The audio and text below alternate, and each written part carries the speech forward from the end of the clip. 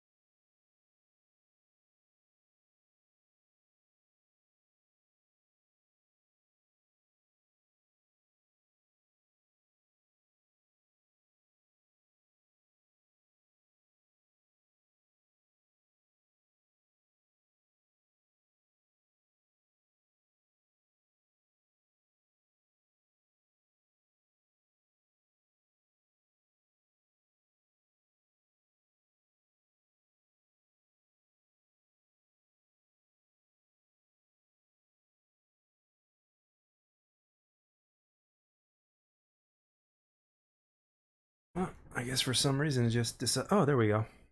Now you can see me a little bit better. All right. Okay. So, like I was saying, this came out in the 1990s, and it's actually on YouTube, and it's actually one of my favorite martial arts films growing up as a kid. And I'm actually a martial artist, or should I say, kind of former, but I was an instructor as well. So the story was quite inspirational for me. So, and it stars Billy Blanks, and I like to think of this as kind of an R-rated Karate Kid film.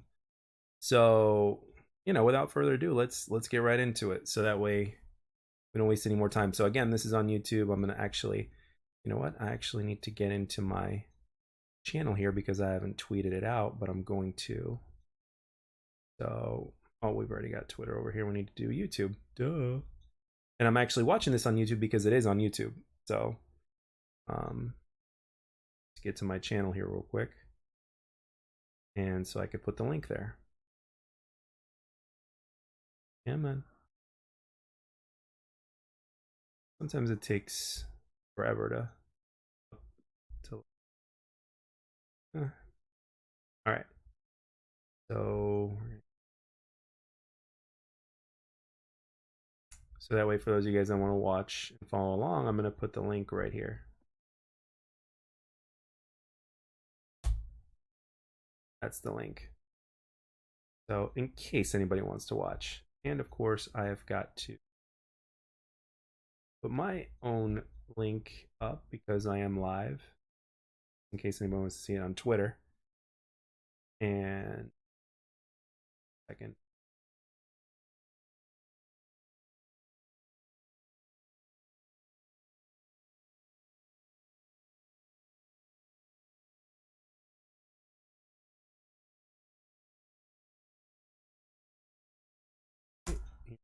We're about to start. Perfect. All right.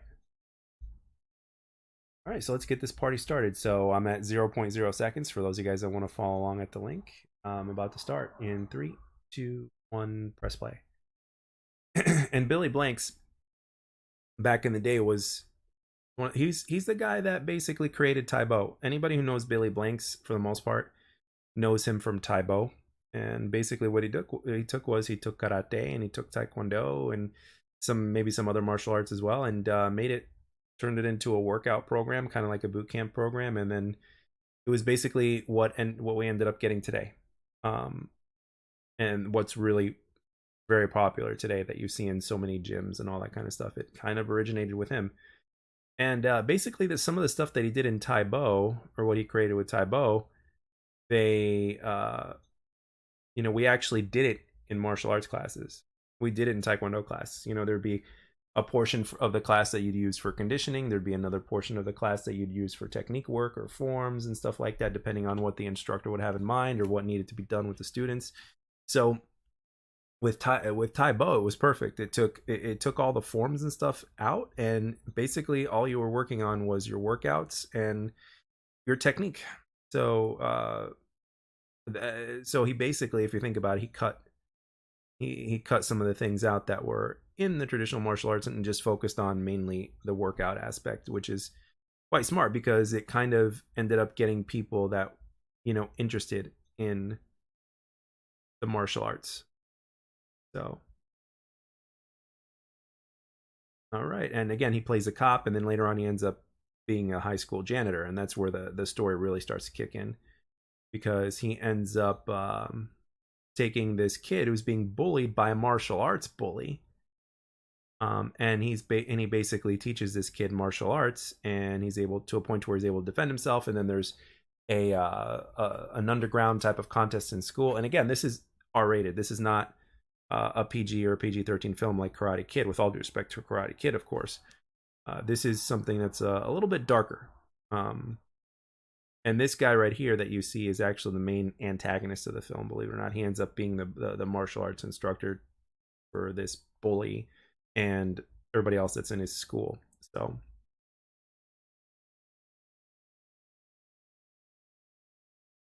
and at this party over here, they're causing a ruckus, and then the cops get called, which Billy Blanks is one of the cops, and his name just happens to be Billy in this film. So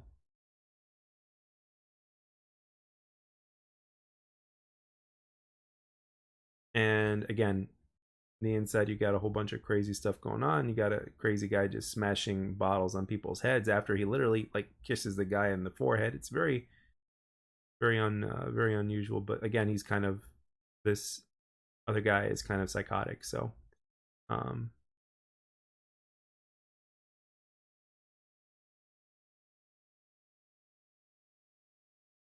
and then Billy comes in, and this guy's got this kid in some sort of hold that I don't quite recognize right now. Oh, okay, never mind. He's got him in kind of like a kimura, and then the neck, and then Billy gets attacked from behind, and then he goes to take his gun, and then of course does a little bit of he tries to get a little bit of a reversal on him, gets him to drop the gun, and it basically throws the guy on the ground, but his head makes impact with the steps, and I think he accidentally kills the kid, who was the brother of the guy who was causing the ruckus, who was causing trouble. So obviously he didn't mean to kill him. He acted in self-defense. Really good acting on Billy Blanks here on this part. When you look at his face, he's like very, very concerned that he might have accidentally killed somebody, and he did. And basically, after that, he basically gave up being a cop.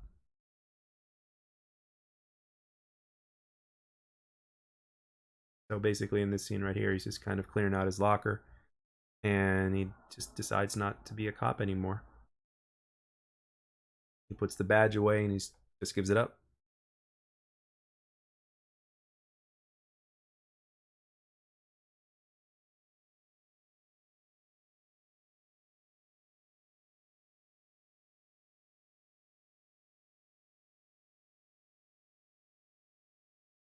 And yeah, he turns in his uniform, badge, you name it, and everything, and he's done.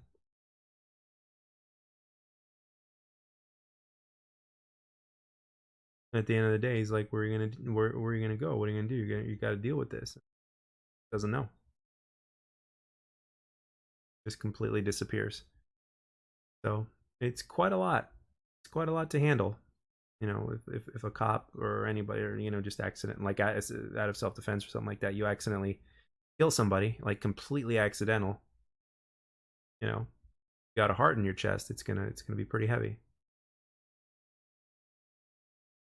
So the movie's called Showdown, but I also noticed that it's also called like karate, something American Karate Tiger Showdown or whatnot. Um, but at the end of the day, the movie's called Showdown. So that's how I grew up watching it. That's what it was called when I was watching it. So,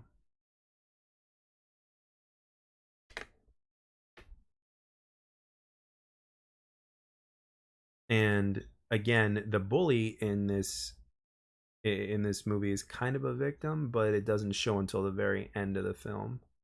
And look at that, the main antagonist's real name is Patrick Kilpatrick as Lee. So I don't know if he was already a martial. He was probably already a martial arts guy, but then he ends up just being a completely different type of sensei. He's kind of teaching it wrong, so to speak, kind of like the way Kreese did it in Karate Kid, but worse.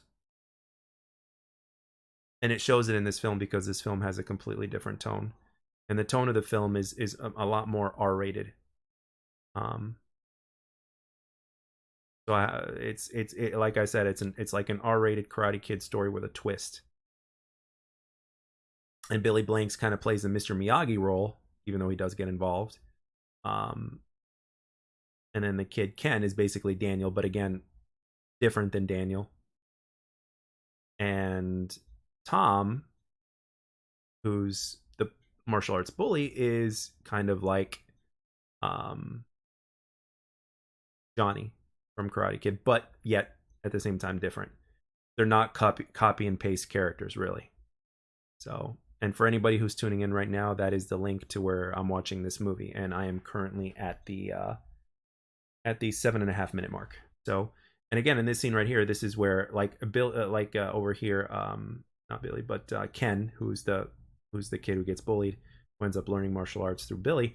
Um, he just moved in town from a completely different town, and the school is completely different. It's not such a friendly kind of school. It's a trashy school in comparison. So, um, whole bunch of different stuff going on that he's not, you know, he basically didn't grow up with. He grew up in a regular old school, but and this is obviously a high school environment. This is not college level. This is high school. So, clean cut kid with and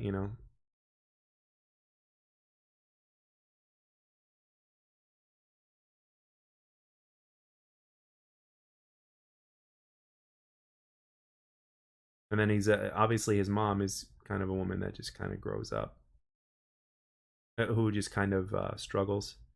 So anyway, some of the kids are already getting in his face as he shows up and shit. Everybody's just looking at him, because he's so clean cut, and everybody over there is like kind of ghetto and shit. So, and it's his first day. He literally got out of the car to get into the school.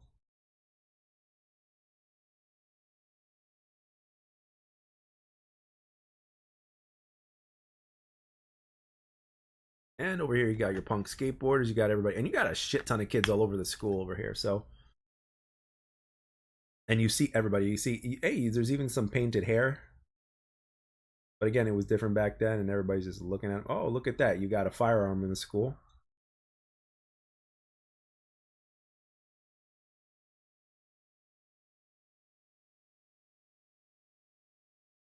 Smoking on campus. Obviously, the principal doesn't give a damn, even though he kind of pretends to, but he doesn't give a damn. Kind of the old school trashy, you know. It's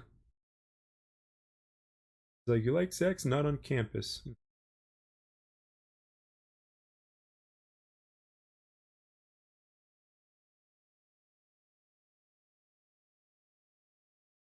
And again, the lockers in the hallways have like all sorts of what's it called? All sorts of spray paint on them all over the place. And then one of the kids fucking with him. It basically gets a firecracker to go off, and he drops to the ground because he thinks it's gunshots, and everybody's just laughing at him. Again, clean cut kid from a completely different school. But not everybody in the school is an asshole or pain in the ass. And then, of course, he sees a really cute chick, like a really cute chick. And that's where things start to change.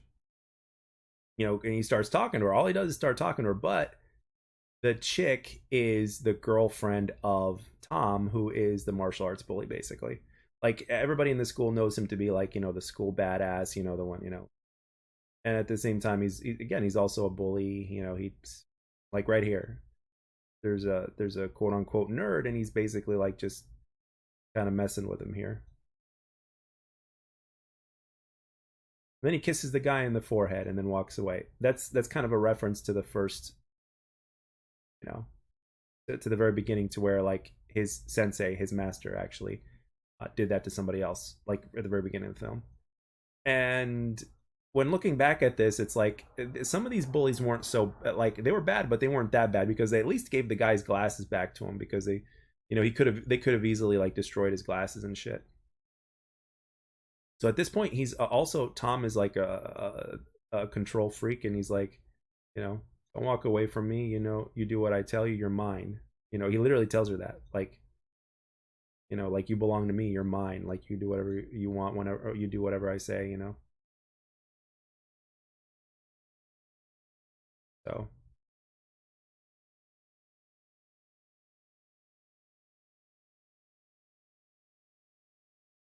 and then you got the kids in the classroom that are literally throwing shit at the teacher while she's trying to teach. And I hope these teachers back in the day that go through this type of school get paid more, but I wouldn't be surprised if they didn't.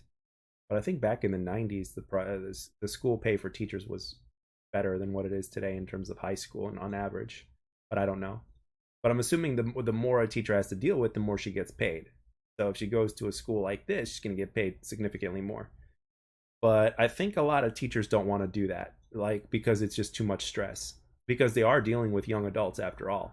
Like once you get to like, obviously it depends on the maturity of the person, but once you get to like age 16 and beyond, it's like like you're a young adult at that point in terms of size and in terms of like again depending on the maturity level and some other things, and the kind of threat physically that you pose, because you are a threat even when you're younger. You are a threat, and it actually starts in middle school.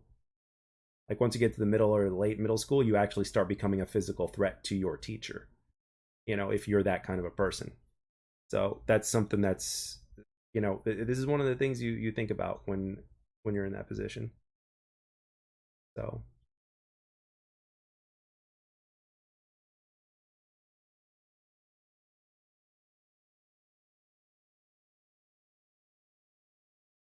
and the teacher basically has a certain kind of attitude about her. Again, she's not necessarily bad, but this is certain just a certain level of attitude.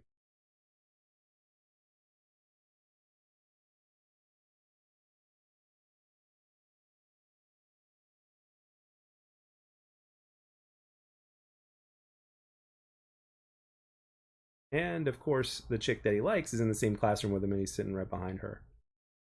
And her boyfriend's in the same class too. And then you get the comic relief over here that actually ends up becoming friends with Ken. And he's got these funny sunglasses on that make in the front that have eyes in them, like they look like real eyes back there to make him look like he's paying attention, even though he's not. And he's also and he's also like telling him like not to talk to the girl because it's Godzilla's boyfriend, so to speak. Um,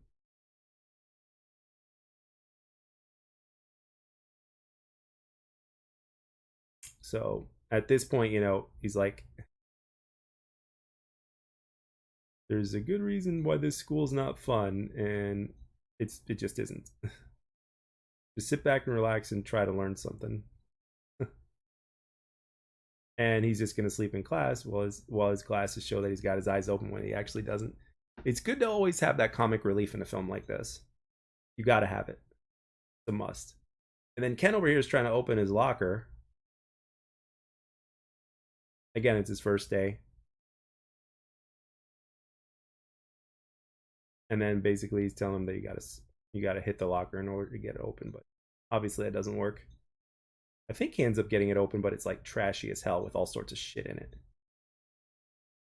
I don't know about you guys, but I actually didn't use the school lockers. I just had a backpack with all my shit in it, and I just kept it at that.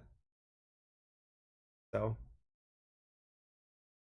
plus it's not plus it. Oh yeah, they do open it up, and there's oh my gosh, there's like sock straps and all sorts like old sock strap. Oh my gosh, old sock. Like what the hell?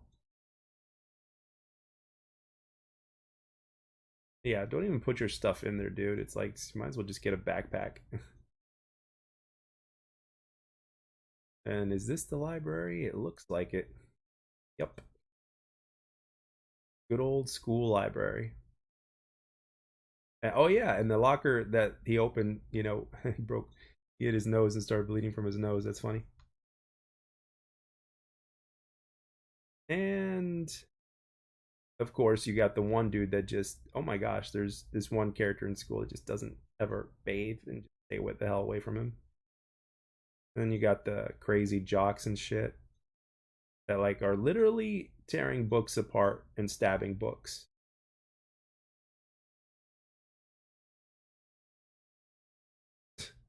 Some 90s shit. 90s shit and good 90s humor. If you grew up during the time, you'd understand. So, and he's telling him about his old school. He's like, everybody was friends. It's like this isn't how it is here. And then he goes to talk to Julie, who is Tom's girlfriend. He's like, what did I tell you? Like, I was just going to say hi to her, and he's like, her boyfriend will rip your face off. Telling her, it's like, he's like, come on, what could happen? He has no idea what's coming. It's like all he's doing is going to say hi. He's not doing anything else. And it ends up causing a ruckus, as I like to call it. So, and of course she's smiling. She says hello, and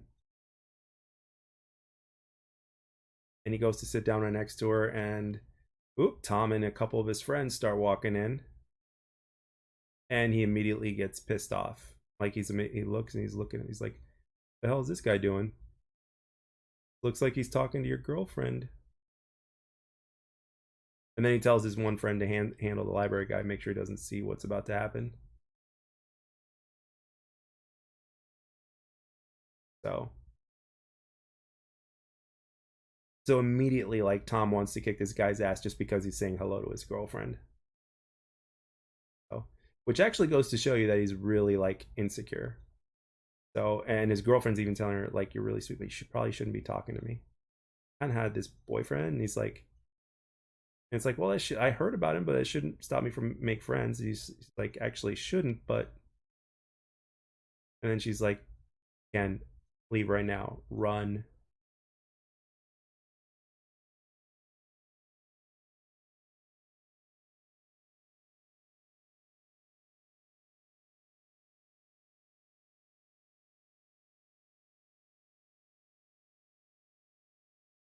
So, again, you got the friend behind, and then you got the bully in the front. Like, hey, talking with her is messing with me, and it's like it's.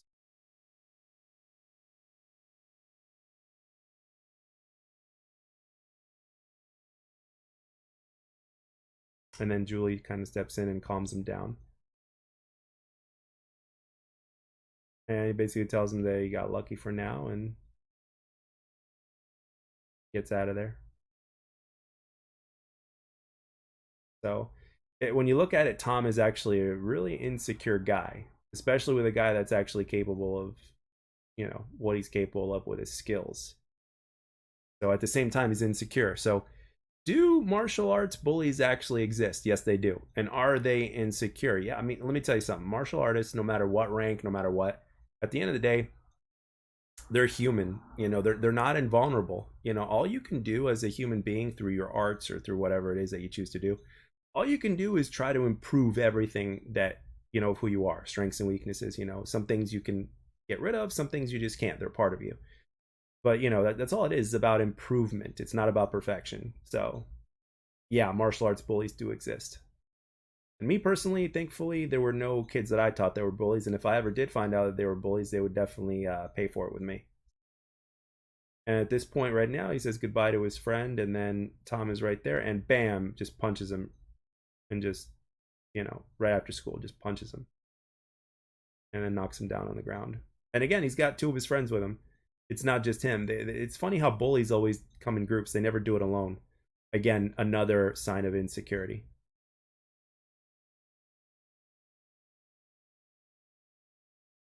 And basically tells him to stay away from Julie at this point.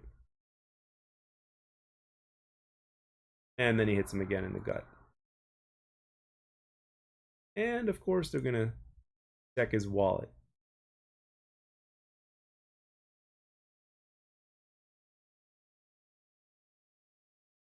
And they're gonna take his money.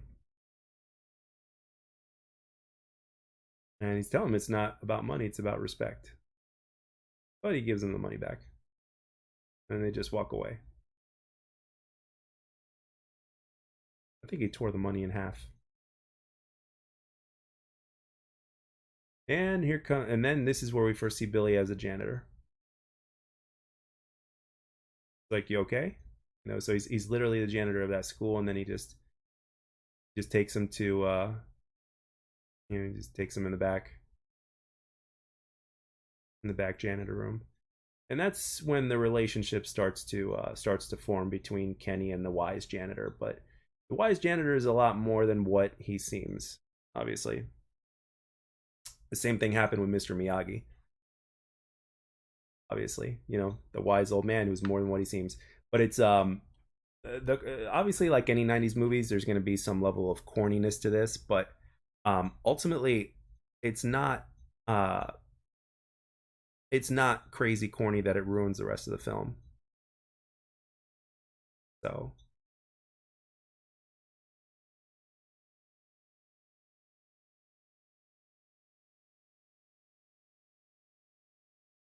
So basically, we're learning a little bit more about Ken in this scene, and it's like mom's looking for a new job. That's why we worked here, and dad died a couple years ago.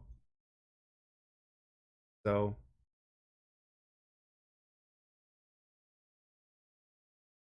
and mom's looking for jobs over there. So there they are.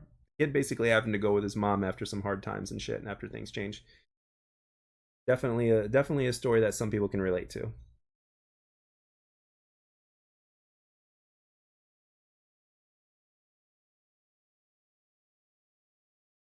And he basically tells him, he's like, "Good to meet you, Ken. I'm Billy." It's like, I know you got better things to do than hang out around with a janitor. So, and then we cut to, yes, the dojo of the quote unquote evil sensei, so to speak. And there's Tom right in the center, the bully, so, and just chilling there, and a few of Tom's friends as well. So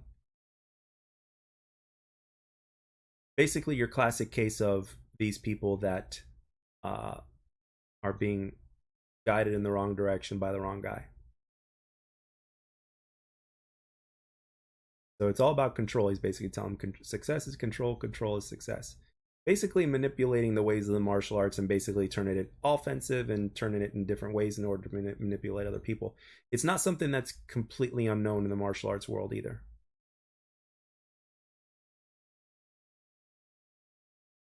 And from the way the dojo over here is set up and everything, it's almost got a little bit of an MMA vibe to it, despite the fact that it's all striking. But when you look at the ground and stuff like that. So,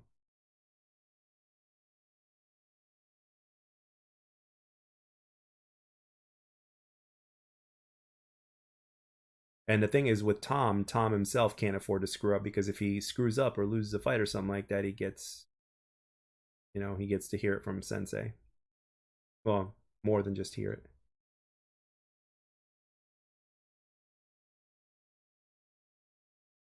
And Sensei calls on one of the students to stand up, and everybody's just watching. And Tom has to see a woman that I guess runs the business with the Sensei, but she's more to her than that. So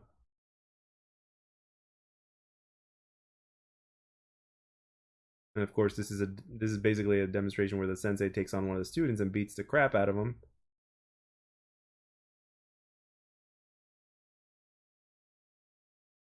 Basically scaring the students, you know. Remember, guys, fear and respect are not the same thing. And then at this point, Sensei's like, "I win. Who won?" So it's like makes you roll your head up. But the thing is, when you're what's it called?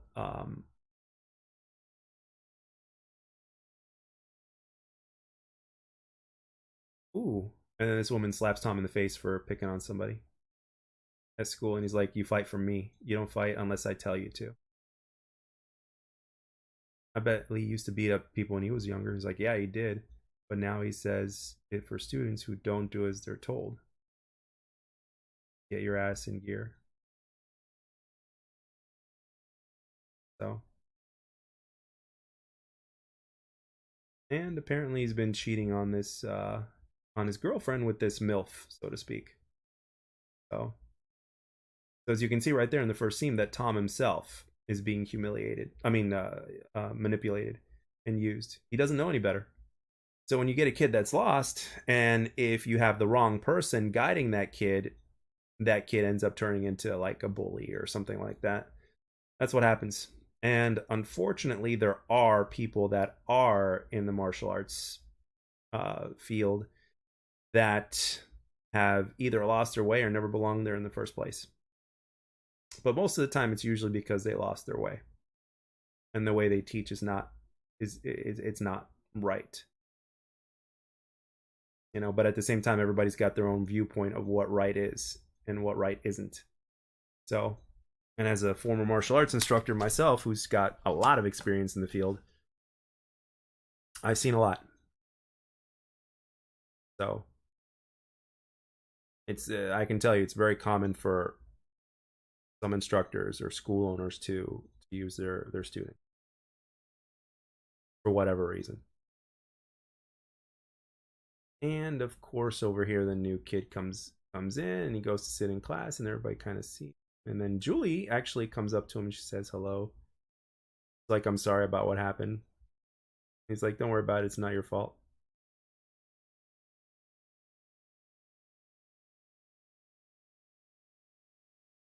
He's like, "You just tried to warn me. I just didn't understand."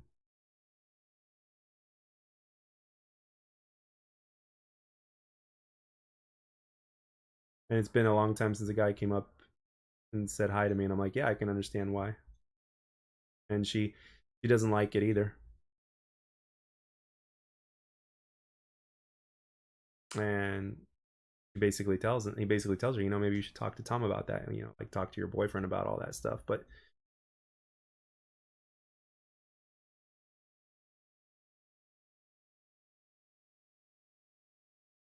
and Tom fought the night before and won money, a lot of money. And then he's talking to Julie again, and you can see it through the door. He's like, and he's not allowed to attack this guy because of the restrictions that they're putting on him at the dojo. You know, she basically told him like, can't fight him.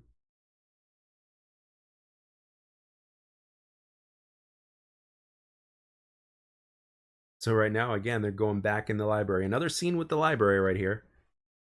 Except this time, if I remember correctly, it kind of ends up a little bit different. So, and then again, Ken's friend over here really is a comedic relief in this film. He does a good job at it. And then Ken goes to talk to Julie again, and here we go again.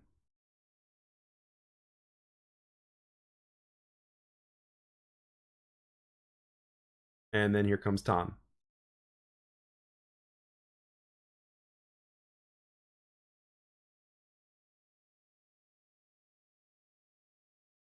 And they're chasing after him, and this time Tom's running for it because this time he knows what's coming, but he still made the mistake. But I mean, despite the fact that it's not a mistake, all he was doing is carrying a conversation with the woman. So it's like, and then of course bullies don't act alone, right? So Tom's running, and I'm sorry, Ken's running, and Tom's friend, who is also a martial artist in the same dojo that Tom's in, are just chasing after him at this point, and eventually he makes it to the gym.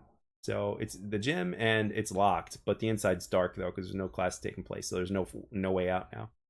And he tries to get out, and he's kind of blocked. The only way out is through Tom and his friend. So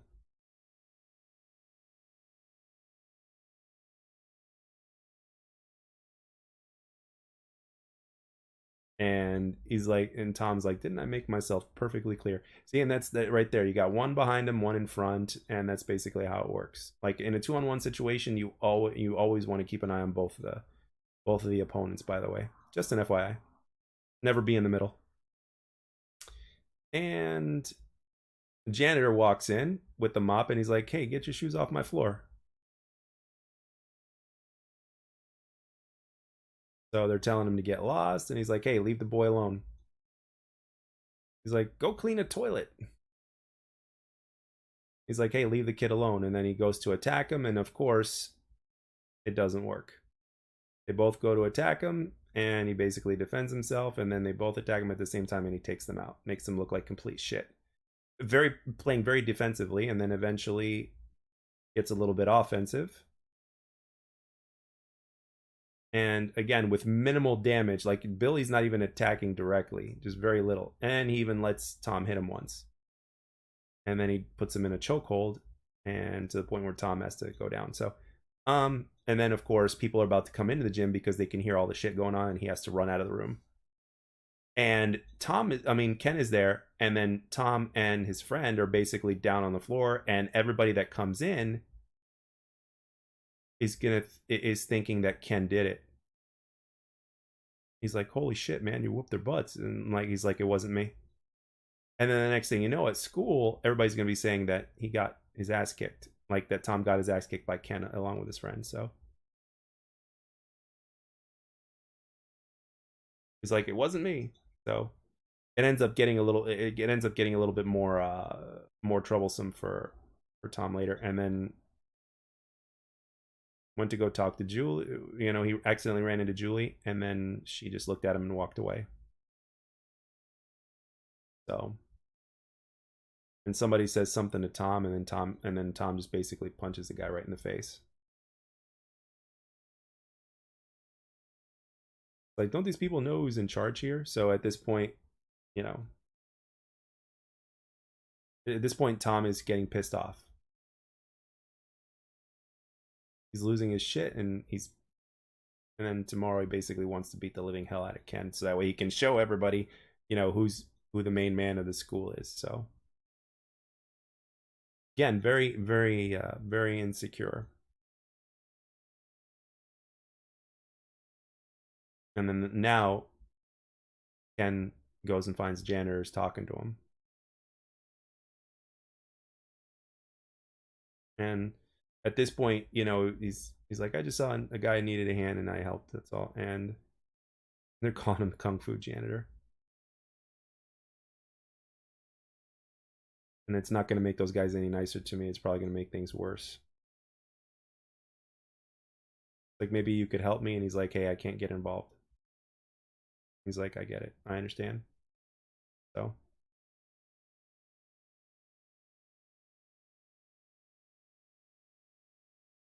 And he's basically telling him, don't worry, everything's going to be all right. And then Ken's like, yeah, sure.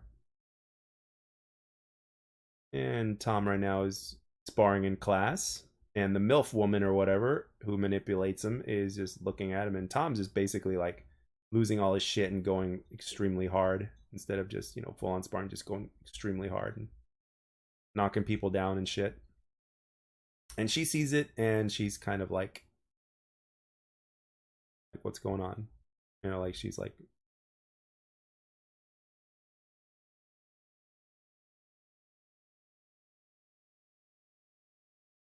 and then she told him like, she's like, take off your helmet. He's like, how did you get so banged up? Like, I fell off my bike. Like Lee wants to see you in the office right now. So, and Lee is obviously the bad sensei, the master, so to speak, the evil master.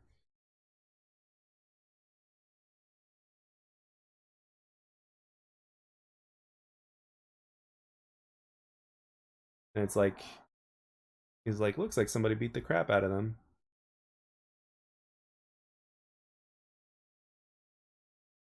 He's like, I was just teasing the kid, and it was making up a story.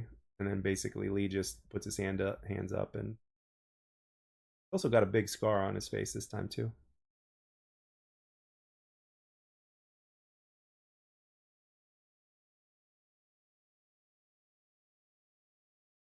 And he hits him right across the face. He's like, when you disgrace yourself, you disgrace me.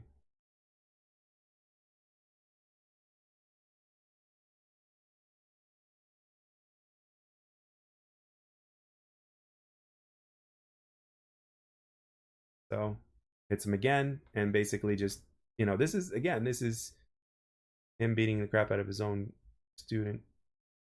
He's like, we're all winners at my dojo. We do not let others control us ever. So that's what he says. And then he's like, if you fail again, you'll be if I you'll be lucky if I decide to let you live. That's what he tells him. So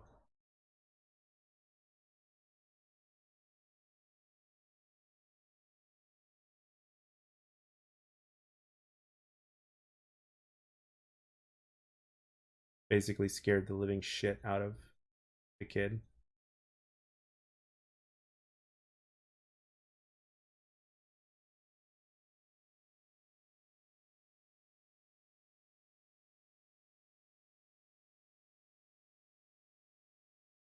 And at this point, they're kind of curious about this janitor. He's like, let's check out Tom's story. I want to look at this janitor, so to speak. So it's like when you look at this guy's sensei, it's like no wonder he is the way he is, you know?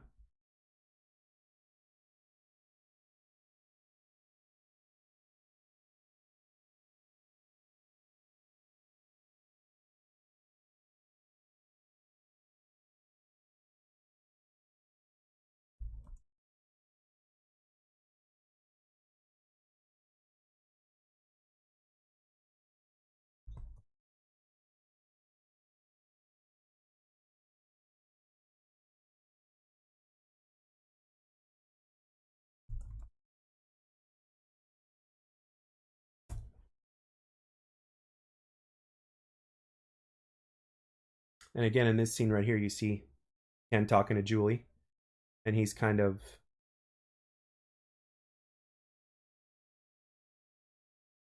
and the thing is, like, he wants to be friends with her and he likes her, and he's basically taking a huge ass risk just by, just by talking to her, and it's kind of upsetting to her. So,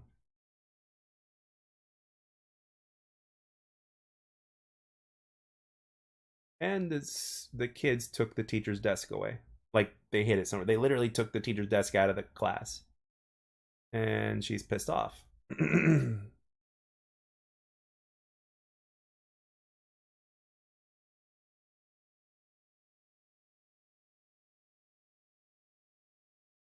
So again, a lot of kids messing around at recess, doing all sorts of shit, and then you got the crooked principal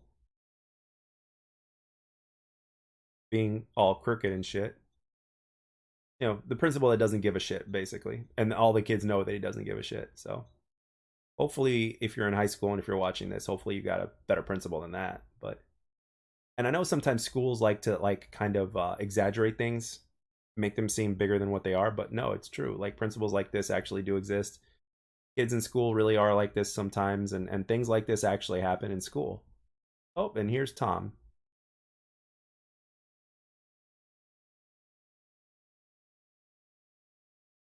Ooh, and Tom takes friends classes, and he,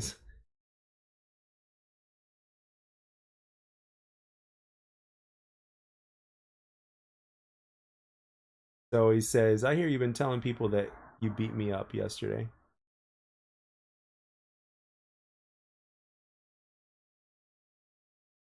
And right now, Tom just basically goes on the offensive and basically, yep, uses his martial arts to take down Ken. Some really good kicks, too. Honestly, if you get kicked by that one kick right there, there's so many different names for it. It's a tornado kick, it's a butterfly kick, it's whatnot. You take one of those kicks, it's over. You don't get up from that like this, obviously.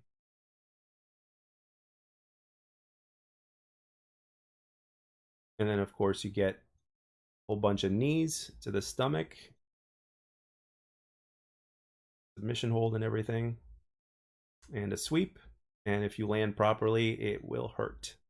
And what I meant by landing properly from a sweep like that is like you land the way you land hard, it's gonna hurt. Gravity and your back are your enemy when you get swept like that and you land on a hard surface. So at this point in front of the whole school, he basically beat up Tom and basically, you know.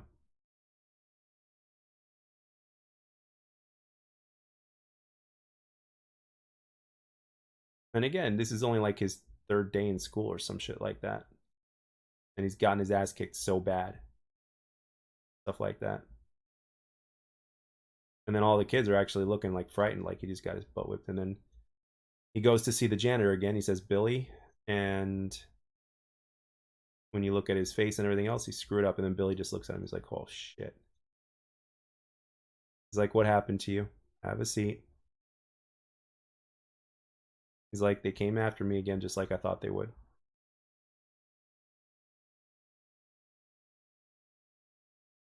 So, and at this point, Tom's getting frustrated and shit. He's like, what am I supposed to do now? Go into hiding or shit? Move to another school? He's like, nope. He's like, no, you gotta learn to protect yourself. And Billy decides to teach him how to do it.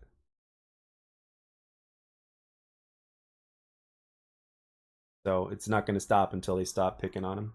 Which is right, which is true. So at this point he takes him on. So and this is kind of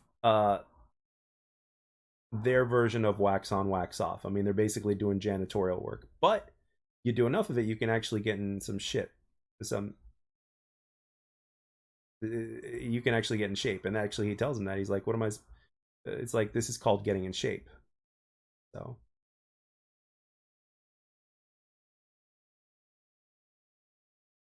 because trust me, if every day if you're mopping a gym and you're mopping it really hard, like really pushing and pulling and shit, like on that mop, you know, for a while, for like let's say 30 minutes for the whole gym, if not an hour, I mean, you can get a pretty good workout out of that, especially if you go at a certain pace. And at this point right now, they're doing like the toilets and shit, you know, the bathrooms, the toilets, and all that.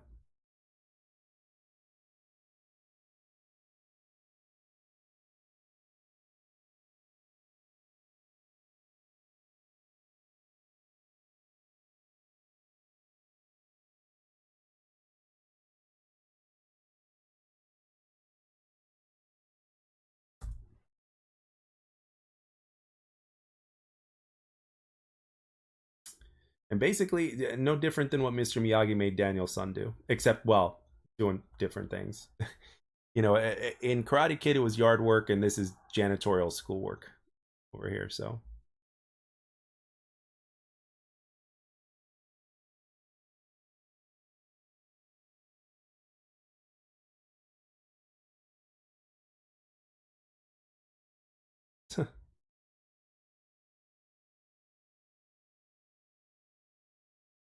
and the principal's taking the cigarettes away from kids and shit like that, probably using them to smoke for himself.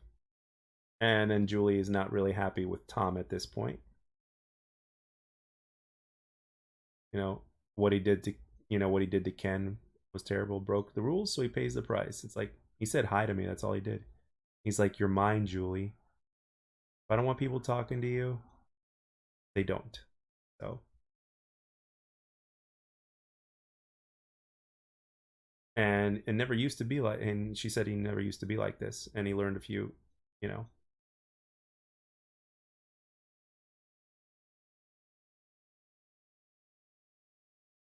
So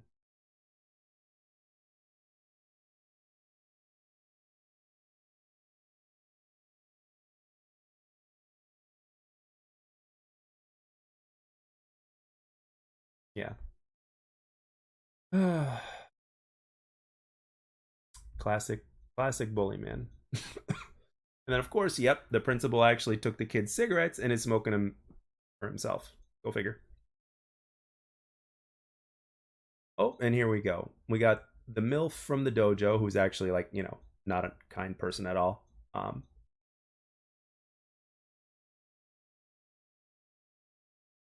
And she just wants to find, I don't know,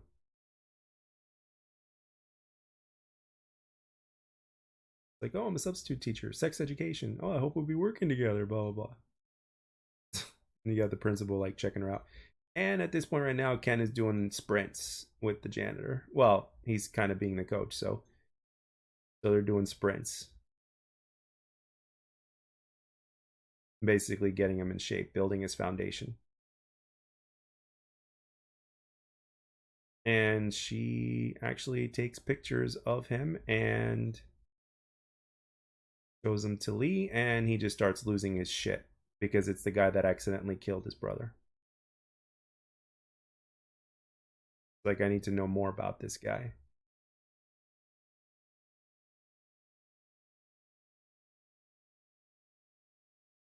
So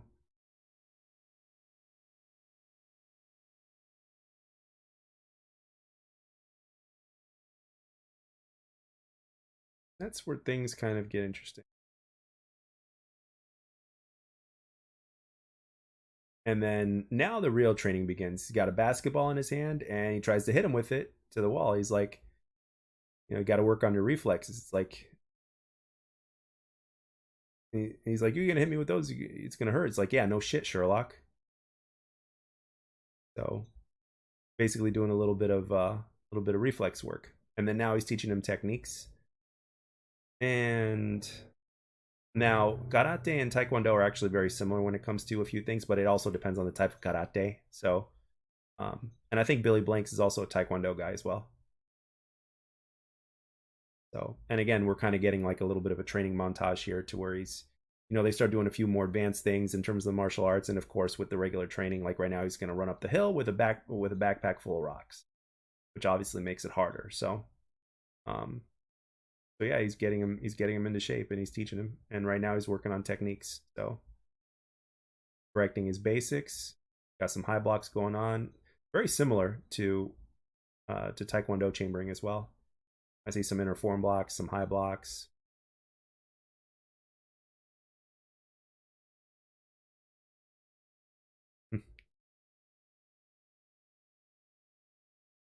So with time, Ken is getting in better shape. He's doing his schoolwork. He's going over some sparring drills, working on his reflexes for blocks, and a spinning hook kick or a spinning crescent kick. Very difficult for a beginner student, but I don't know how far along he is in this training in this particular sequence. But again, the actor's actually doing a great job of getting the kicks wrong, because when you learn how to do a kick correctly, or when you learn how to do a technique correctly, it's harder to get it wrong because you know how to do it right.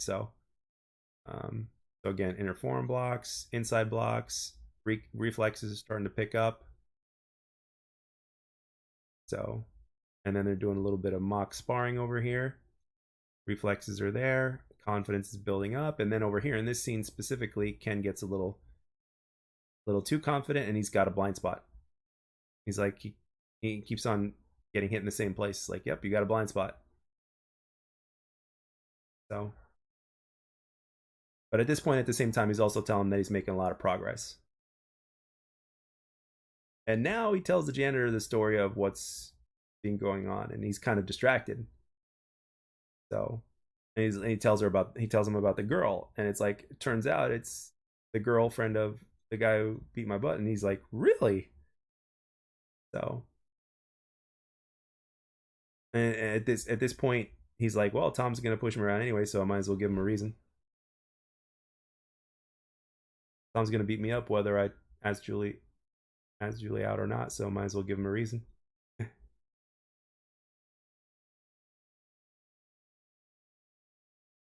And by the way, Billy Blanks has always been in good shape, but in this film, he's in incredible shape. I mean, he's always been in great shape. So over here, not Tom, excuse me. Ken starts he starts building the confidence to literally like start talking to her, and and in terms of body language and everything else, it's completely different now. He's been through training for a while now. Don't know how long exactly, but some time has passed, but he's been through training. And at this point, when he's walking the school grounds and everything else, like his body language is different, his confidence is different. And again, this is the side effect of martial arts. You start getting self-confidence, you start getting some self-discipline, some self-respect, a lot of good self stuff. And when taught properly, this is what happens. But when it's taught wrong, you can still get some of this self-respect, self-discipline, stuff like that. But obviously, the direction you head in goes in a completely different way, and you end up turning into somebody that you're not, or who you don't want to be. So, you know what they say, there's no such thing as a bad student, only bad teachers. And that's absolutely true. Just like parents, there's just like kids and their parents, like there's no such thing as a bad kid, only bad parents. So the bullying and all that kind of stuff comes from somewhere, right? So it's not like the kid just bullies on his own or something like that. It doesn't happen that way. So it comes from inspiration. So,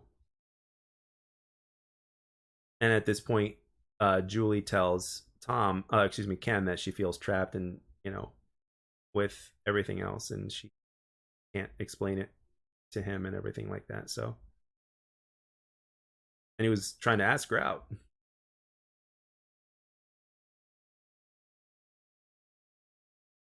And then at this point, he's like, you got to talk to women, something like that. He's like, let me give you an example. He's like, watch this. He's like, hey baby, how you doing? And she's like, bad example. It tells him to get lost or what. He's like, bad example.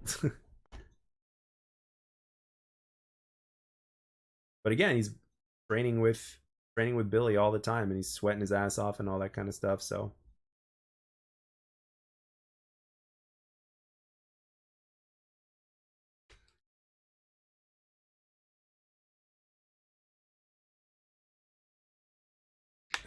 and in this scene right here, when he goes to clean up or whatnot, he sees in Billy's locker room that he used to be a cop. He finds his old badge, and he sees that he used to be a cop. So,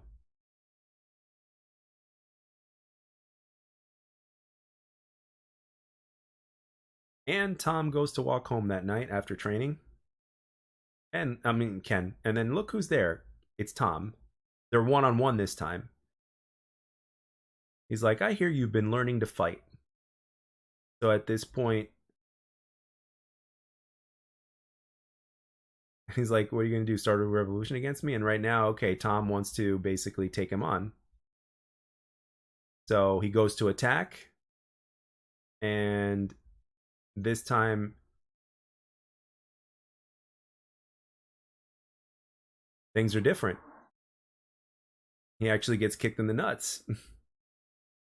He plays defense the whole time and actually manages to catch Tom really hard with a kick to the nuts, which worked because that's all it took. And of course, the MILF comes out of nowhere in her car and she's like, get in. But Tom got hit. But yeah, he tried to get him, but he caught him with a kick right in the nuts. You could have all the experience you want. You can still get caught. Don't let anybody think, that's the thing. Sometimes when people get to a certain level in martial arts or in a high rank, it doesn't make you invincible, man. That belt, no matter how many stripes you got on that belt, no matter how many degrees, no matter how many dan you have on that belt, it doesn't cover anything. It doesn't make you vulnerable. And the thing is, there's so many people out there right now, they rely completely on the rank and they want everybody to follow them, and everybody blindly follows because, oh, this person's got rank. So rank and skill are two completely different things. It's no different than Call of Duty. It's like Call of Duty. It's like, just because somebody's a prestige master doesn't mean that they're good at the game. It's simple as that. So, and vice versa. Like for me personally, if I were to start doing it again, I would get a fancy white belt. Honestly, I wouldn't wear my black belt anymore. I wouldn't wear my third degree black belt. I wouldn't. I would wear a white belt, and I would have some black calligraphy on it, and that's it. That would be like the top rank. Like you can go from white to black and then you go back to white again. And it's a reminder that we're all white belts at something. That's what I would do. I would proudly wear a thick white belt. Like I would make it as thick. I would request it to be as thick as a black belt, but all white and with black calligraphy on it. We're all white belts at something, and it's something that we should all remember. So plus it would make the white belt look cool because in the beginning nobody's too crazy about being a white belt, which stands for purity and a clean slate and no knowledge. And then eventually, as you progress, because there only used to be one belt back in the day. So, and this MILF over here takes, I keep calling her the MILF, she takes him to the dojo to where they actually have these fights, like these fights for money. And basically, her job is to basically recruit these younger folks that are talented fighters and get them to fight in a tournament like this and for money. Which back then in those days was illegal. It's kind of like the equivalent of underground fighting or whatnot. So at this point, she offers him some money and she's like, "Take this, and I want you to, I want you to figure out what it's like to have some money." And then he gives her the money back, and he's like, "I'm sorry, I can't accept this." So he's not as easily bribed, and she's not liking that. But and then over here, of course, you see a martial arts fight going on that ends with basically breaking the guy's arm at the end. Knocks him down pretty good and then breaks his arm. So, and then we've got the main event, I think, coming up to where Lee, the evil sensei, fights a young kid from somewhere or whatnot. So, and then people are placing their bets all over the place and stuff. This is all this stuff is very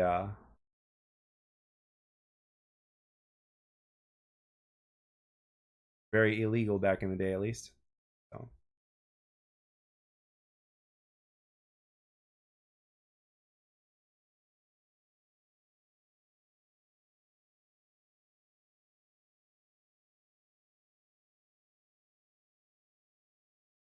And the actor here does a really good job. I don't know how much martial arts experience he has. He probably doesn't have, he's probably got little to none just by judging uh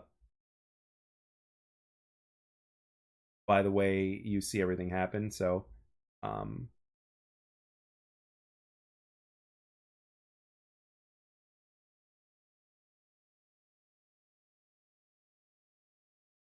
and Lee shows no respect towards his opponent, just smiles and doesn't bow.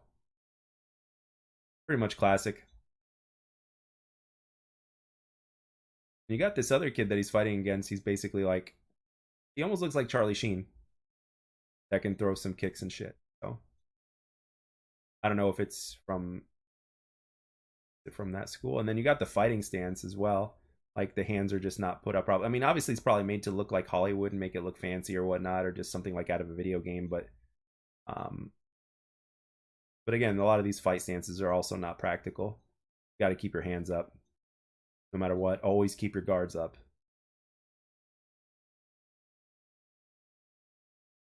Then he knocks the kid out with a headbutt to the face after putting him in a submission, and it's pretty much an easy victory at this point.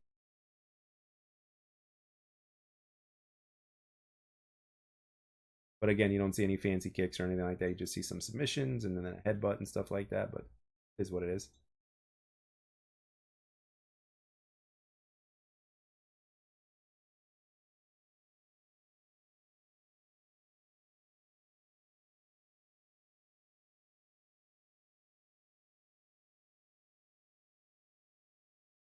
And the kid gets out on a stretcher.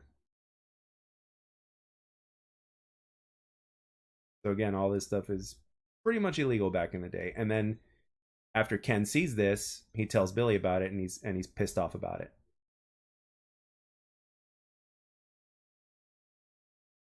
They're using kids for money and shit like that. Pay their way through college. He's like, better way than better. There's a better way to get it than that. So.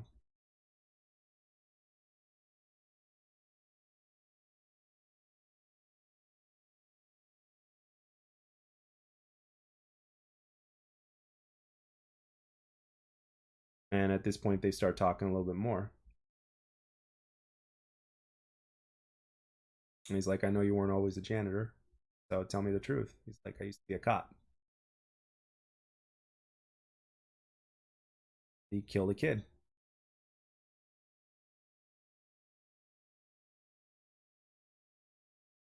And he's thinking about getting back into being a cop, actually. And he wants to bust the guys that are running the fights, probably.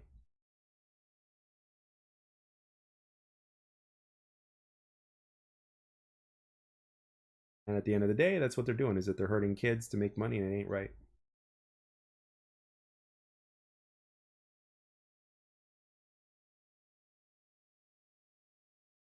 Like, if you refuse to fight for them, it could be big trouble for you. Like, so.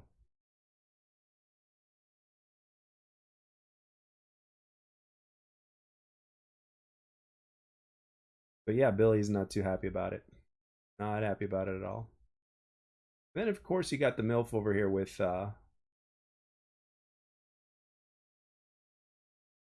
watching Tom beat up the bag, of course.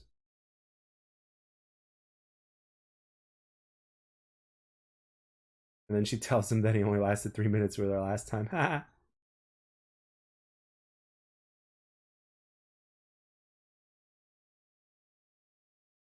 And she tells him about Ken and how Ken has given him trouble. Quite the good little fighter, isn't he? He's like, he was good enough to put you on your ass. He's like, and then Tom is basically like, he's gonna go after him, and then he's like, no, you're not. You do what I tell you to do. So,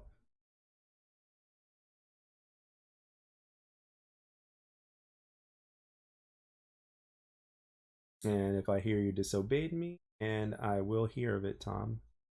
Make sure you'll never fight again. And at this point,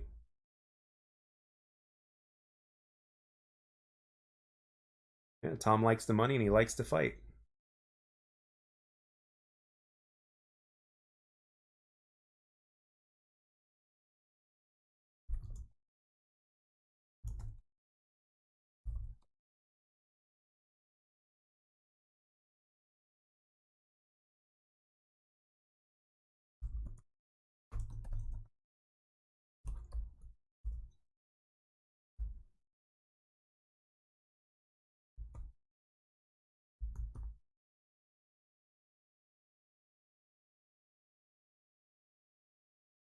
And right now, the training starts to pick up between Billy and Tom, Billy and Ken.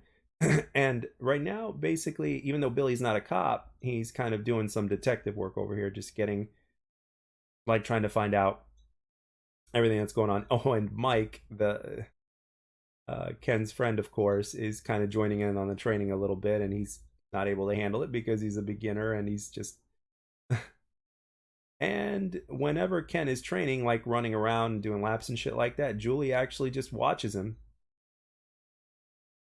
And then Tom shows up and he gets her ways. Like, she's like, what are you doing watching him? And of course, right here we see some kata, martial arts formalized movements. In Taekwondo, it's known as pumse, and it just depends on your style and what they call them. So, or forms, simulated sparring. And Ken's gotten in good shape. His kicks are looking good, and he's able to do that jump spin hook kick. And he runs into Billy meditating over here, and instead of bugging him, he just decides to imitate what he does.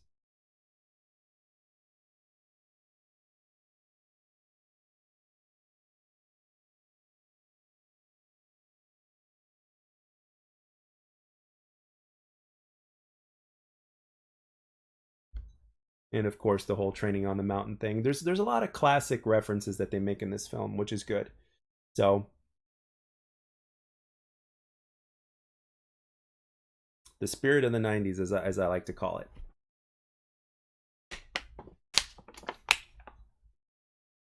So at this point, he calls his ex-partner and he basically asks him for his help, and they basically want to take a better look at this place, the dojo and everything. So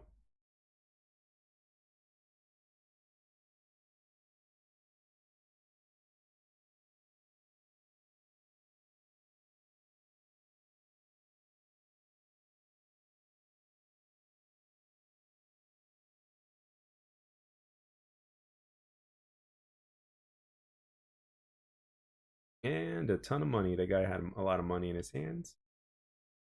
And at this point, fight breaks up, and of course Billy is able to hold his own, and the other cop is kind of struggling, but he manages to hold his own as well, but can't handle himself quite like Billy can.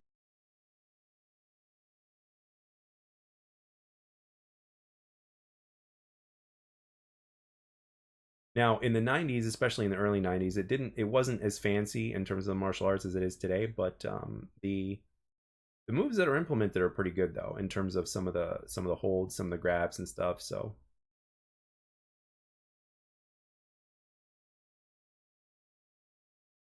and they basically get the hell out of there before everybody else just comes along. So, but there are security cameras, and they got a hold, and they got some footage.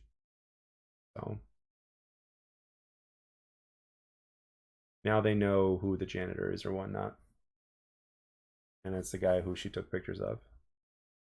Point. And at this point, they want to go after him and kill the janitor and make sure that everybody sees the body. Obviously, easier said than done, but this time Julie comes up behind Ken and actually says hello to him, despite the fact that Tom doesn't like it.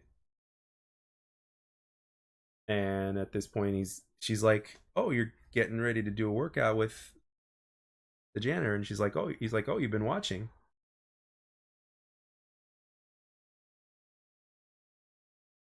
And she wants to know more. She doesn't know everything, but he's like, "I'll tell you why I work out every day if you go out with me tonight."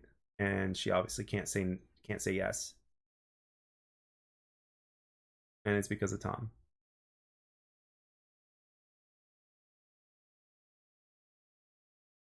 And he tells her that she's just too afraid to break up. He's like, "He's my boyfriend, all right. Can't handle that. Then maybe we shouldn't be friends anymore." That's what she tells him. She gives him one of that, but at the same time, he did tell her the truth. He did tell her the truth that like she's too afraid to break up with him, and it's true. She is afraid to break up with him.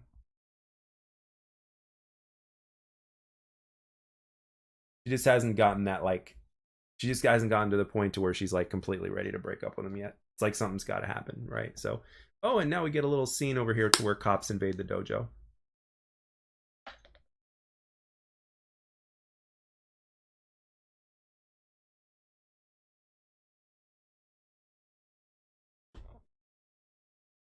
But it's completely empty though. Completely empty, and therefore they don't see anybody, they couldn't find anybody.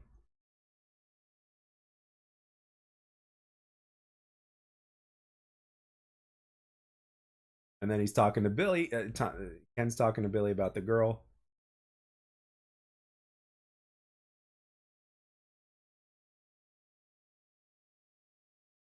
So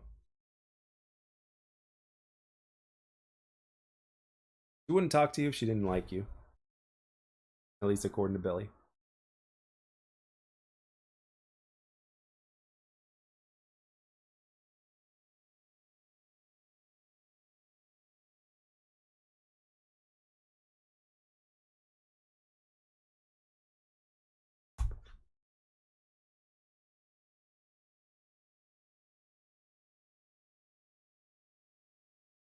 And here we are. We're on a date with Tom and his girlfriend, and they're at the movies.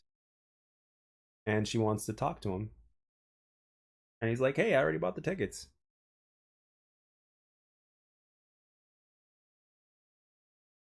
And she wants to talk to him. Like, we talk all the time. It's like, "No, we don't. You haven't talked to me for weeks. And when I do, all you want to do is party or get into my pants. I'm sick of it." And then he's pissed because of the way she's acting, and he's holding her arm and he's pulling on her and shit.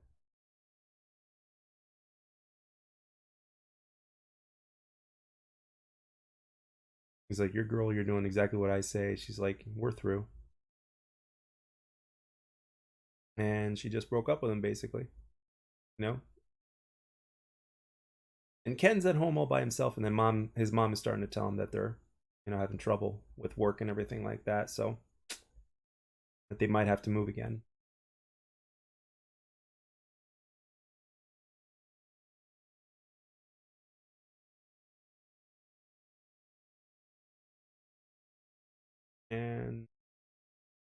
be waitresses on the side,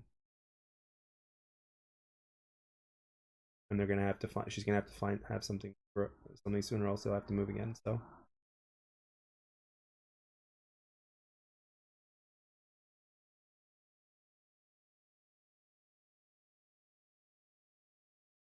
and it's Friday night.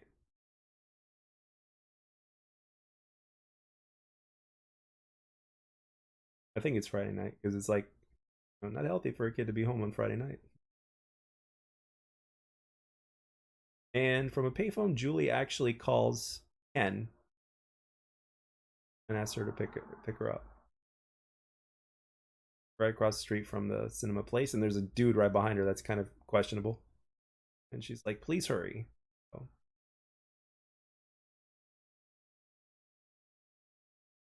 and then Billy is at the school after hours all by himself, like cleaning shit up, and it's dark and it's almost kind of a scary setting when you're like in an auditorium and it's dark and you hear noise and you're all by yourself. You know, whether you can protect yourself or not, it's kind of scary kind of setting to be in. But basically the bad sensei's guys are basically going to try to go after Billy to kill him. So,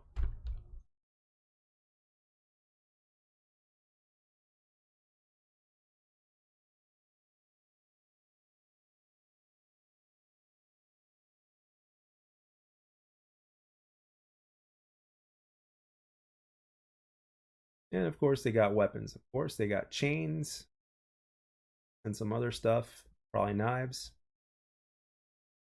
Yep. And there's multitudes of them.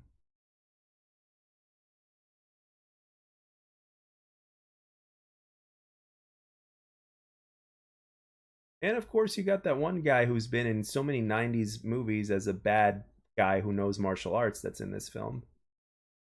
And I don't even know his name. But he's been in so many 90s martial arts films. And Billy gets cut. He's able to defend himself, but he gets cut, which slows him down.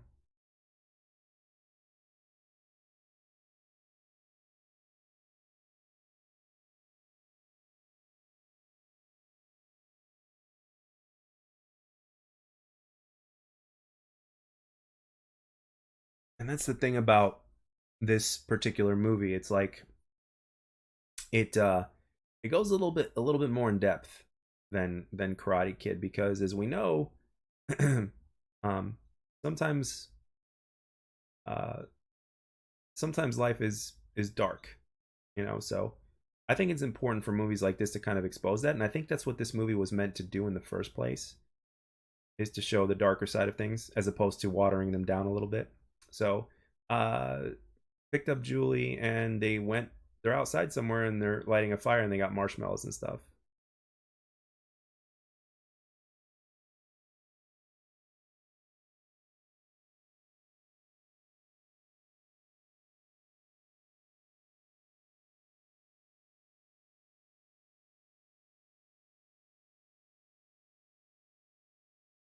So basically at this point she tells him that she knows what he's been doing, and Mike told her.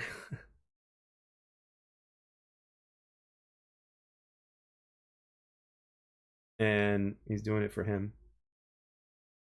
He's doing it for himself. He's not doing it for her. And but sort of. And then he tells her, she's like, "Why are you doing this for yourself?"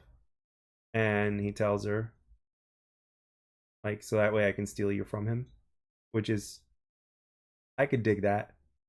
And she actually confirms it, and she's like, "You already have." So basically at this point she gave the green light to where it's like you're my man now. So, and at this point, Ken has gotten enough confidence and enough training time and everything that comes with it to believe in himself and to legitimately look after himself and even protect his woman and all that kind of stuff now. So now he's got a girlfriend. So, and it was established, you know, right there. When he said, you know, "I'm doing this so that way I could steal you away from him," and it's like, and she says, "You already have." It's like, doesn't get any greener than that.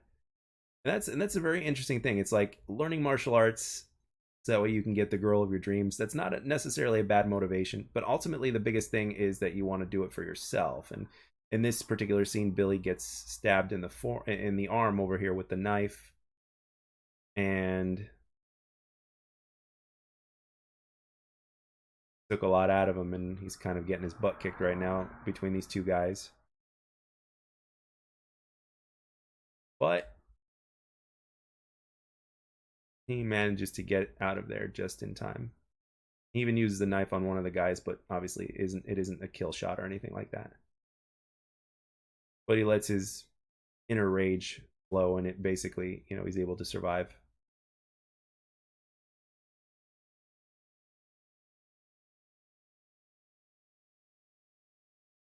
And it happened in the back of the auditorium. But yeah, Lee sent 2 people to go after him. And oh, here comes the MILF in the car, and she wants to talk to Tom. And then at this point, she's like, "Hey, I heard your mom's having a hard time finding a job."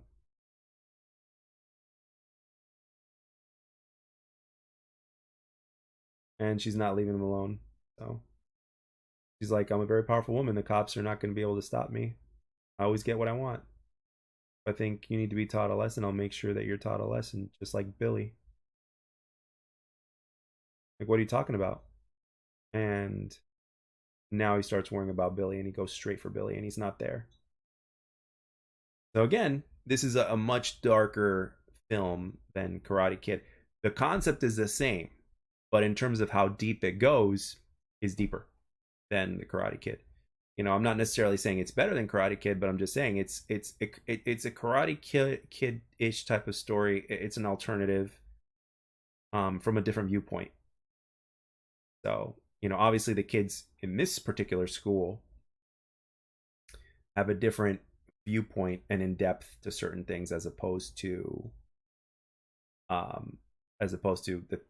what happened with Daniel and his school at All Valley or whatnot.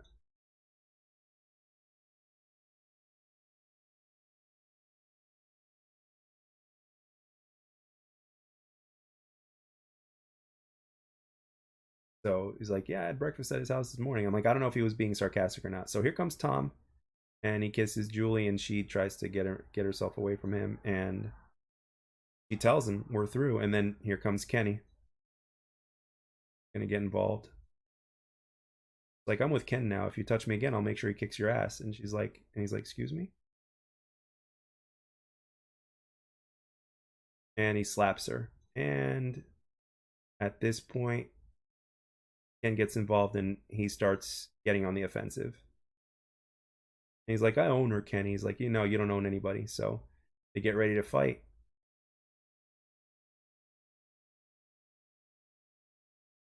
And basically friends interfere. And they're going to settle it in the ring, I guess, at the dojo.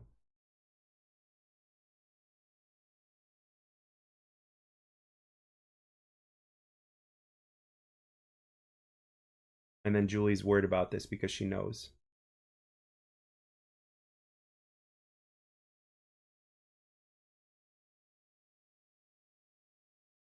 So it's basically on at this point. Everybody in the school is going to find out about this fight, and they're going to go and see it. And then there's a little bit of a training montage, except this time Ken is training on his own without the janitor, and Tom is doing his training, of course, too.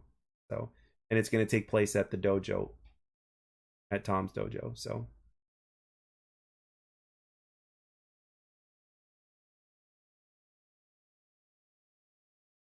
and you're starting to see a lot of some of the different training methodologies that you didn't see initially first, and you got kids passing out flyers left and right.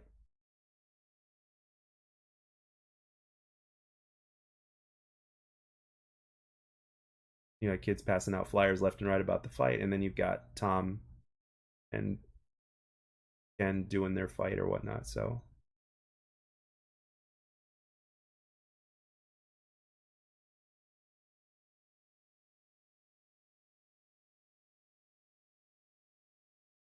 the only downside is that Tom's got sparring partners, and he's pissing off his sparring partners because he's training like out of control. So his friendships are actually starting to sever or whatnot.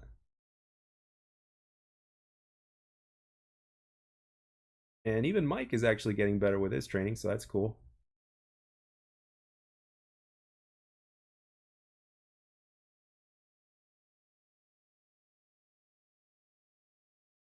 So yeah, now Ken is basically doing it all by himself.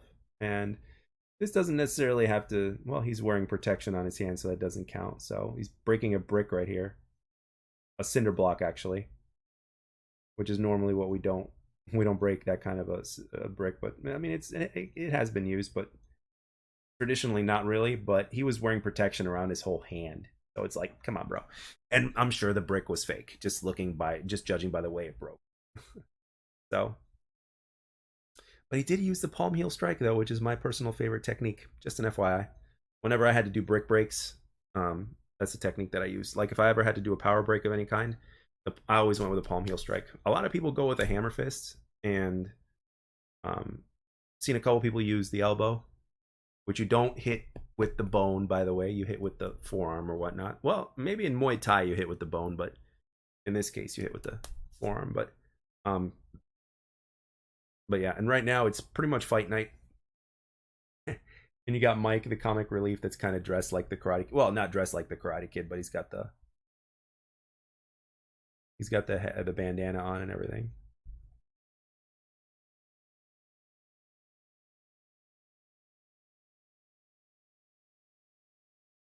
So, but he's completely by himself, and Billy's pretty much a no-show. I mean, at this point, we know that Billy's not dead, because we saw him survive. So at this point, you got all the kids in the high school that are basically in attendance for the fight and shit like that.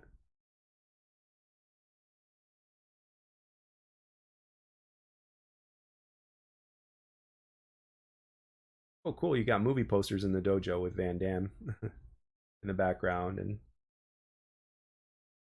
little references. Kind of white, Van Damme's movie, and then Julie's trying to stop him. She's like, "Don't do this," and then Ken tells Julie that he's not going to lose the fight. So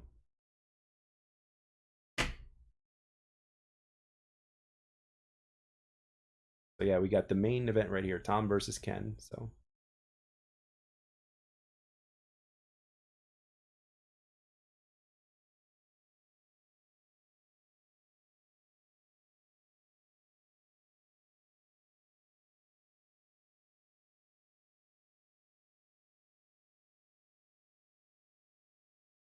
and of course you got the crowd in the background, which with a lot of high school kids and shit. So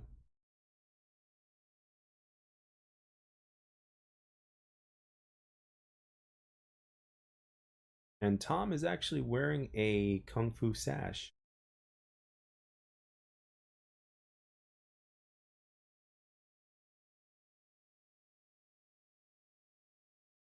So pretty interesting.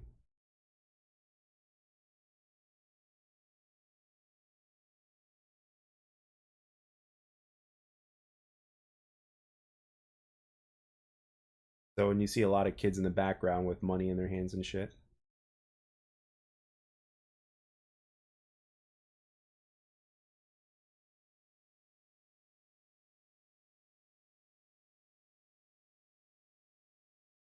And his what's it called? Ken's defense is really good, and Tom can't hit him. And the crowd is not liking it, and neither is what's his. Like everybody's not liking it. Everybody's like saying fight, fight, fight. So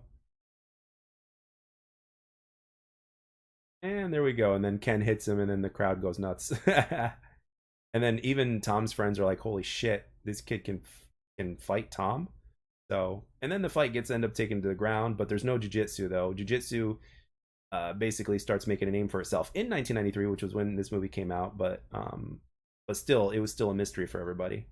So anything on the ground would just basically be like just striking. So And Ken does his thing. He throws his kicks and he takes his licks as well. So you got a pretty intense fight going on to where both Ken and Tom get their hits in. Then of course you got to have a running jump sidekick, of course, because that's movie. That's movie. You got to have that fancy move in the movie. Even though that kind of a kick is just to take people off horseback, believe it or not.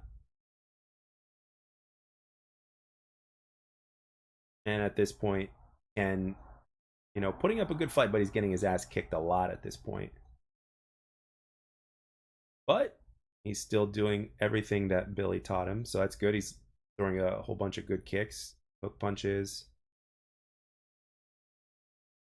He goes to walk away, but it's not over. He gets tripped. And of course, some more hits. And the guys are basically just rolling over all over the ground with neither one of them knowing what to do. And of course, there's an illegal hit, couple of knees to the groin.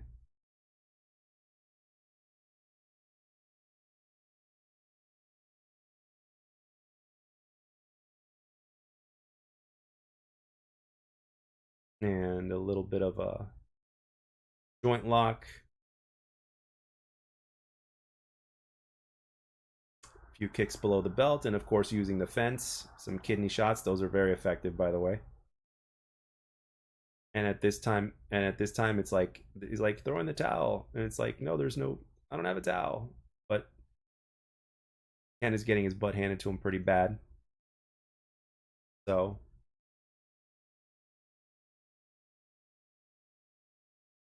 at this point, Lee is telling Tom to destroy Ken. And Ken is just taking an absolute beating at this point. Knee strikes, punches to the face, you name it. Even getting hit when he's down. But the crowd is actually booing Tom, kind of surprisingly. So, well, he's getting his mix of boos and chants. And then, of course, Ken looks to his right while he's on the ground, and Billy kind of appears out of the crowd out of nowhere.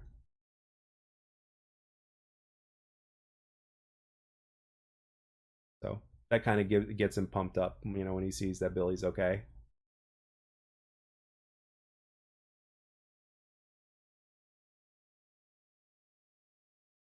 So it's always good when you have that kind of support system. Having a support system is everything. So, and then Ken takes his shirt off finally, and he's in great shape. Much better shape than Tom.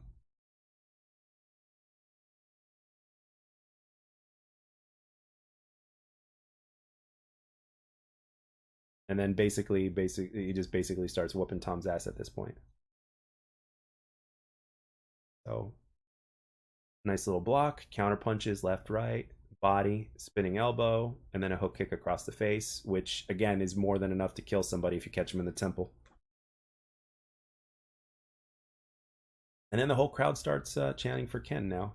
And at this point, what's his name is really pissed. Lee. Spin hook kick across the face, which is again more than enough to finish a fight if you get caught clean. But of course, in a movie, you get hit with a kick like that. It's and then of course a jump front kick to the chin. All these kicks are enough to like end the fight with just one shot. Then of course you got the jump spin hook kick at the end to finish it all off, and got to make it a little fancy.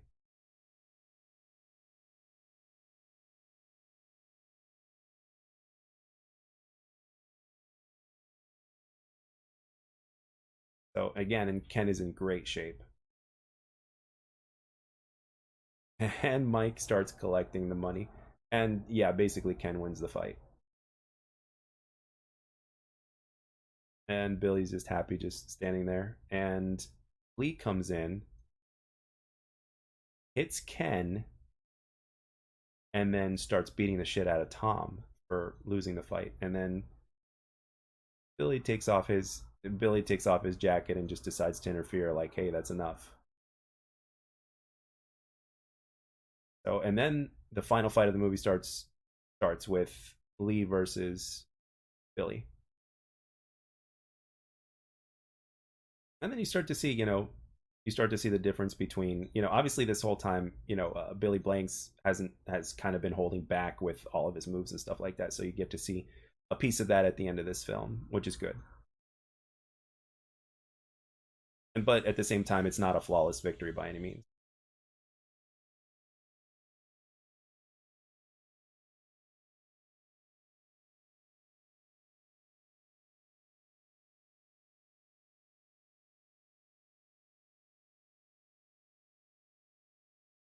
And of course, Billy is finally able to get some momentum going, and he basically comes back with a few kicks of his own, and you start to see more some more action. But he basically underestimates his opponent at this point and gets he's lucky that his knee doesn't get didn't didn't break in that he took a side kick to the knee. So usually that would be enough to literally break somebody's knee.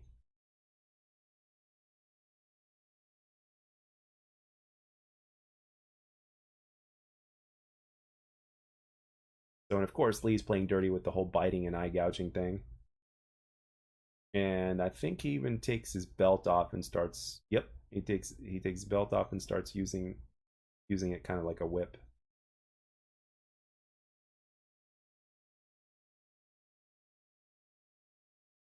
So losing all of his control, even his students are like terrified and they're like shaking their heads in disbelief, like no, this is not, you know.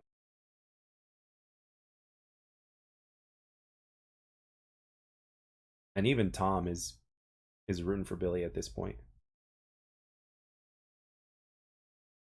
And classic self defense in terms of a foot stomp and then an elbow to the face. That's like very classic.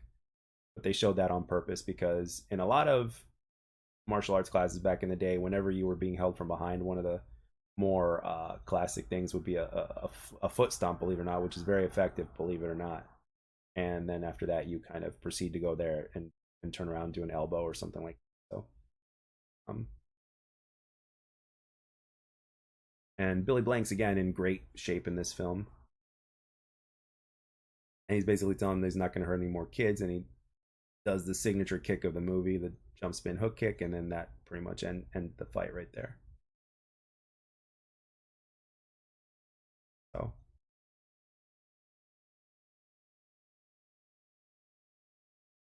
So basically at this point, you know, all the kids in the dojo and everybody in the whole dojo is basically chanting Billy's name, and everybody pretty much embraces. And at the end of this movie right here, just before they the film ends, all the kids basically are saying, you know, we're not happy with our sensei.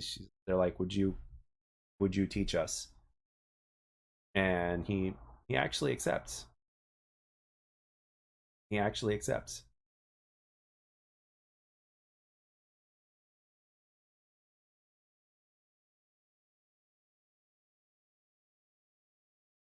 Yeah.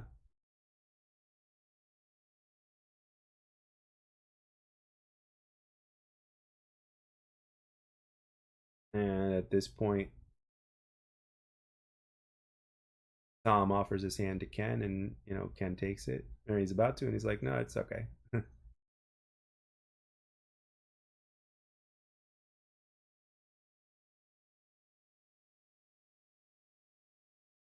So it ended peacefully, but at the same time not peacefully. Well, peacefully, but you know, not the way you would think.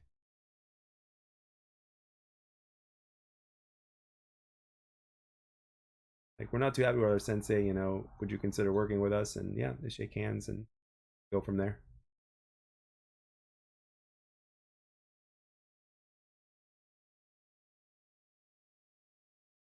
And again, Billy Blanks in this movie in terrific shape. I wonder how old Billy Blanks is in this film, but again, in great shape.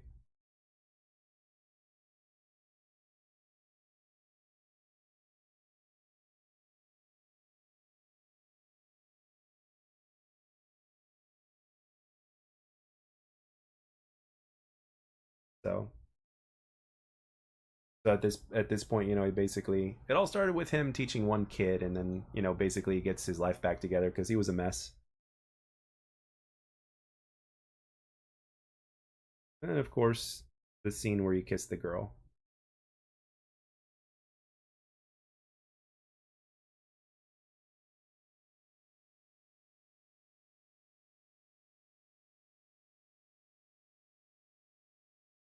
and pretty much the movie ends after that. So pretty much a happy ending and a reasonably quick ending, but it had a story from start to finish. But this film here, which the link is right here in the chat,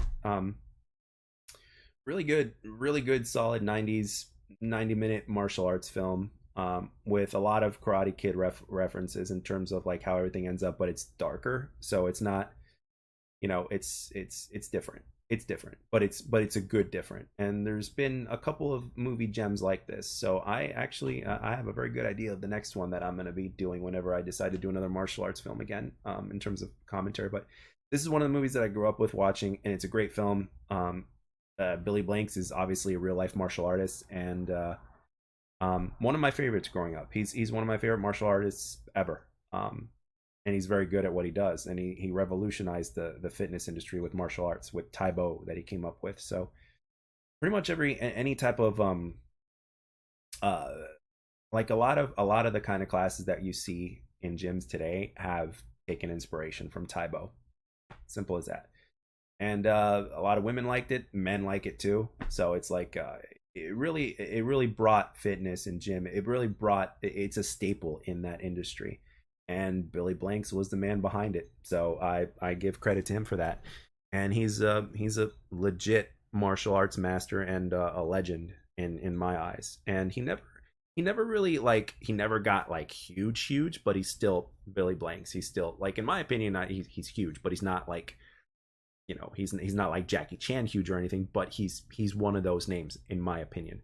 So hopefully Scott Adkins, who's another favorite martial artist of mine, he's amazing. He does things without ropes. He's incredible. But um, hopefully Scott Adkins gets him in an interview in one of his series that he's been doing. So um, I might have to look into his channel to see if there's been any updates on that. So he recently did a 2-part with Keanu Reeves. So he's been doing it with a lot of other martial artists as well, especially during the 80s, 90s, or whatnot. But yeah, this film is a little gem, and I love it, and it's on YouTube. The description, the link is right there in the chat. So feel free to watch it. It's a good watch. It's a good little film. So anyway, that's all I got. Thank you for watching along with me, or listening, whichever one. And yeah, Showdown is a really nice 90s martial arts flick, and there's plenty more where those came from, that I personally grew up watching, and this was one of those films. So anyway, thank you again, and I'll catch you guys on the next stream. See ya.